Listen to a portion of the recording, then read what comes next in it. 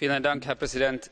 Mr. Van Rompuy, Mr. Barroso is just leaving. Let me just briefly say that I am glad that the Council actually again underlined the fact that sustainable growth and jobs cannot be built on deficit and excessive debt levels. That was a good statement, something that we have been working on through the so-called six-pack, and I was also glad to hear that Mr. Van Rompuy referred to the six-pack, because it's actually worked. 4 countries have actually done some very important corrective action thanks to the six-pack. Then it's unfortunate that Hungary has not been able to do so.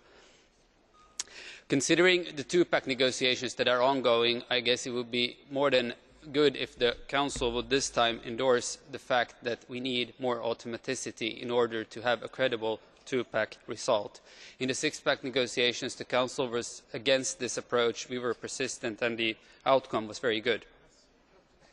Mr. Verhofstadt already spoke about the redemption fund. I only want to say that I am sure that if we do not do this, we are going to keep beefing up the so-called rescue mechanisms to the bitter end due to market pressure.